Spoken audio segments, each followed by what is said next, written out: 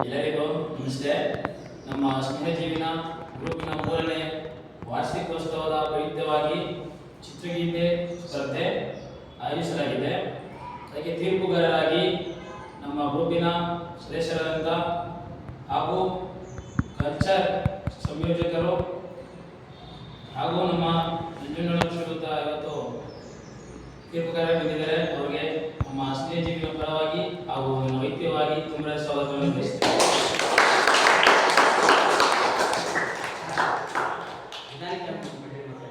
ಹಾಗೆ ಮತ್ತವರಾದಂಥ ಸ್ನೇಹಜೀವಿ ಗ್ರೂಪಿನ ಅಧ್ಯಕ್ಷರು ನಿಖಿಲ್ ಅವರು, ಹಾಗೆ ನಮ್ಮ ಆತ್ಮೀಯ ಗೆಳೆಯರು ಕೂಡ ಅವರು ಕೂಡ ಈ ತೀರ್ಪುಗಾರರಾಗಿ ಆಗಮಿಸಿರುತ್ತಾರೆ. ಇವರು ಕೂಡ ನಮ್ಮ ಸ್ನೇಹಜೀವಿ ಗ್ರೂಪಿನ ಪರವಾಗಿ ಹಾಗೂ ನನ್ನ ವೈದ್ಯವಾಗಿ ತುಂಬ ಸ್ವಾಗತವನ್ನು ಬಯಸುತ್ತೇನೆ. ಹಾಗೆ ಈ ವೇದಿಕೆಯನ್ನು ಉದ್ದೇಶಿಸಿ ನಮ್ಮ ಅಧ್ಯಕ್ಷರಾದಂಥ ನಿಖಿಲ್ ಅವರು ಎದುರುಗಡೆ ನುಡಿಬೇಕೆಂದು ಕೇಳ್ಕೊಳ್ತೀವಿ. ಎಲ್ಲರಿಗೂ ನಮಸ್ಕಾರ. ಇವತ್ತು ನಮ್ಮ ಸ್ನೇಹಜೀವಿ ವತಿಯಿಂದ ಮೂರನೇ ವರ್ಷದ ವಾರ್ಷಿಕೋತ್ಸವದ ಪ್ರಯುಕ್ತ ಚಿತ್ರಗೀತೆ ಸ್ಪರ್ಧೆಯನ್ನು ಆಯೋಜಿಸಲಾಗಿದೆ. ಮೊನ್ನೆ ಒಂದು ಇವೆಂಟ್ ಆಯಿತು, ಮೊದಲನೇ ಇವೆಂಟು ಪಾಸಿಂದ ಬಂದು ಅದರಲ್ಲಿ ನೀವೆಲ್ಲ ವಿಜೇತರಾಗಿದ್ದೀರಿ.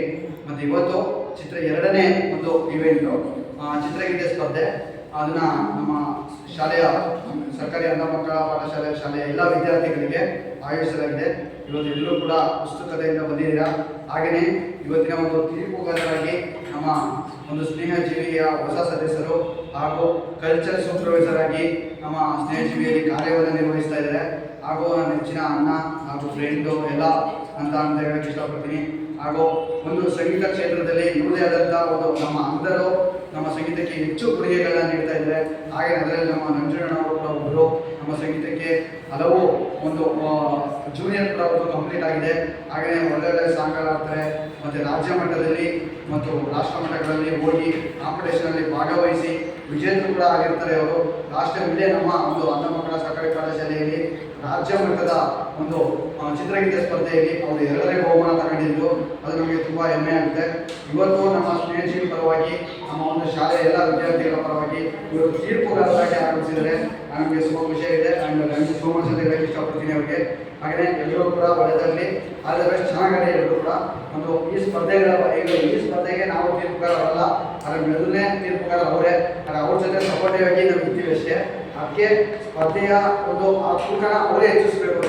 ಅದಕ್ಕೆ ಆ ಸ್ಪರ್ಧೆಗಳ ಒಂದು ರೂಲ್ಸ್ ಆ್ಯಂಡ್ ರೆಗ್ಯುಲೇಷನ್ ಬಗ್ಗೆ ಅವರೇ ಮಾತಾಡ್ತಾರೆ, ಕೇಳ್ಬೋದು. ಓಕೆನಾ? Thank you.